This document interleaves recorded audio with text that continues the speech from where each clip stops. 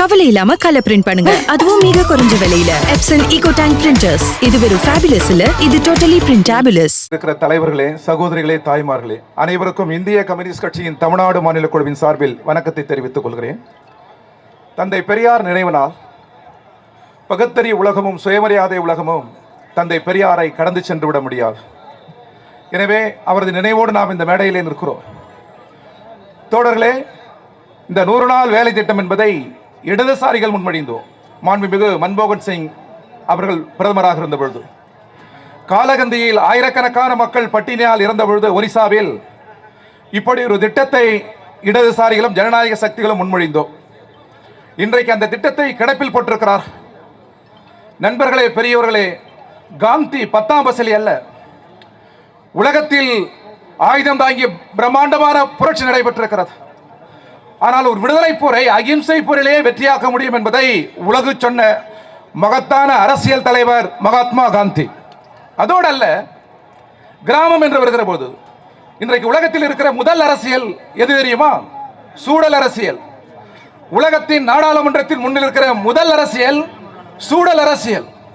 காற்று, நிலம், நீர் பாழ்படக்கூடாது, இதை சூறையாடக்கூடாது. இந்த அரசியல் தான் உலகத்தின் அரசியல் நிகழ்ச்சி நிலையில் இருக்கிற முதல் அரசியல். இந்த அரசியலை இந்தியாவில் உலகத்தில் முன்மொழிந்தவரும் மகாத்மா காந்தி. அதிகாரம் நாடாளுமன்றத்தில் குவிந்திருப்பது ஆபத்து, பிரதமர் மடியில் குவிந்திருப்பது ஆபத்து. எந்த ஒரு தனித்த மனிதனின் மடியிலும் அதிகாரம் குவிந்தால் அது ஜனநாயகத்திற்கு இடர் என்று சொன்னவர் மகாத்மா காந்தி. எனவே அதிகாரம் பரவலாக்கப்பட வேண்டும் என்று சொன்னால் நாடாளுமன்றத்திலிருந்து அதிகாரம் சொட்டு நீர் போல் கிராமத்திற்கு வரக்கூடாது. மாறாக இங்கிருந்து அதிகாரம் அங்கே செல்ல வேண்டும். அதுதான் இந்தியாவின் உண்மையான ஜனநாயகம் என்பதை உலகத்தில் முதலில் முன்மொழிந்ததும் இந்த மகத்தான அரசியல் மேதைதான். எனவே அவர் பெயரை நீக்குவதை நாங்கள் வன்மையாக கண்டிக்கிறோம். அவர் பெயரில் தொடர வேண்டும். ஒரே வரி, இன்றைக்கு 40%, 60% மாநில அரசு, 40% நீங்களா? இந்த திட்டத்தை கொண்டு வந்தது யார்? 90% நீங்கள், 40 மாநிலம். ஏனென்றால் நாங்கள் தான் நிதி கொடுக்கிறோம், நாங்கள் தான் அதிகாரத்தை தருகிறோம். இது என்ன பிச்சையா? உழைக்கிறவர்கள், ஏழைகள் உருவாக்குறார்கள் தான் டாக்டர் அம்பேத்கர் சொன்னார். இந்த அரசுக்கு பெயர் சேமநல அரசு. வெல்த் கிரியேட்டர்ஸ் யார்? உழைக்கிறவன். கோடிக்கணக்கில் செல்வங்களை மடியில் வைத்திருக்கிறவன் வெல்த் கிரியேட்டர்ஸ் அல்ல, ஏழைகள். எனவே இந்த அரசு ஏழைகளின் அரசு. எனவேதான் இந்த அரசுக்கு பெயர் சேமநல அரசு.